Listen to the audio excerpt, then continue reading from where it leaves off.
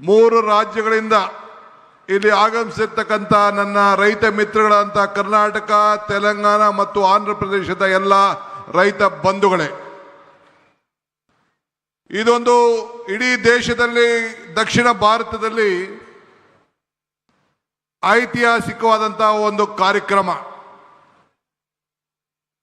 ಇವತ್ತು ನಾವು 19ನೇ ಗೇಟ್ ಒಡೆದೋದಾಗ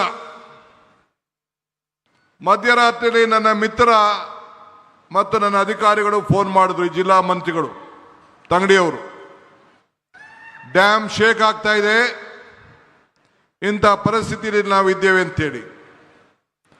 ನಾನು 6 ಗಂಟೆಗೆ ಹೆಲಿಕಾಪ್ಟರ್ ತೆಗೆದುಕೊಂಡು 8:15 ಗಂಟೆಗೆ ಈ ಡ್ಯಾಮ್ ಸೈಟ್ ಹತ್ರ ನಾನು ಇದ್ದೆ.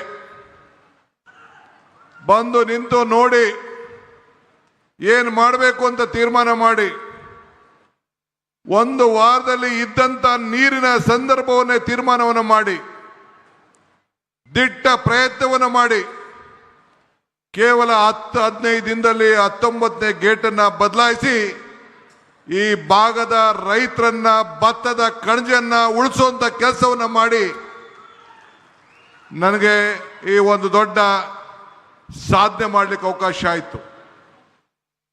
ನನ್ನ ವಿರೋಧ ಪಕ್ಷದವರು ಟೀಕೆ ಮಾಡ್ತಾ ಇದ್ರು.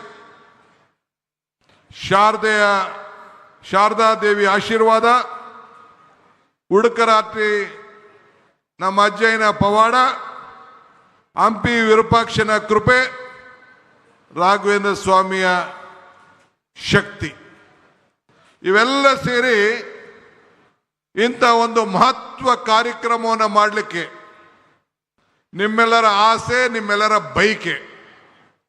ಇದರಿಂದ 33 ಗೇಟ್ಗಳನ್ನು ಬದಲಾಯಿಸಬೇಕು ಅಂತೇಳಿ ತೀರ್ಮಾನವನ್ನು ಮಾಡಿ, ಈ 33 ಗೇಟ್ಗಳನ್ನು ಬದಲಾಯಿಸಿ ಈ ನಮ್ಮ 3 ರಾಜ್ಯದ ರೈತರುಗಳನ್ನು ರಕ್ಷಣೆ ಮಾಡಲಿಕ್ಕೆ ಈ ಭಗವಂತ ಇಂಥ ದೊಡ್ಡ ಅವಕಾಶವನ್ನು ಮಾಡಿಕೊಟ್ಟಿದ್ದಾರೆ. ನಾನು ಅಂದು ನೀರಾವರಿ ಸಚಿವನಾಗಿದ್ದೆ.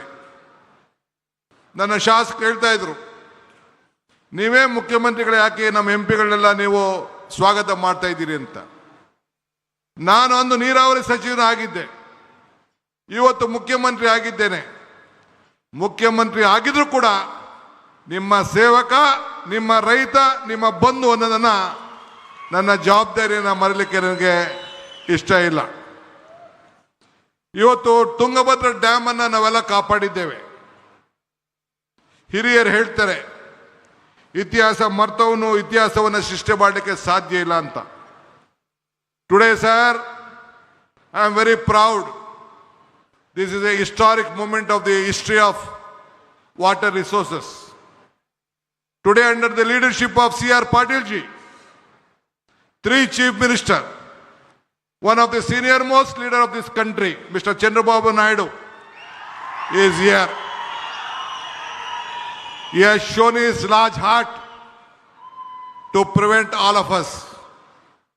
One more, my young friend, Telangana Chief Minister, Mr. Revant Reddy is here.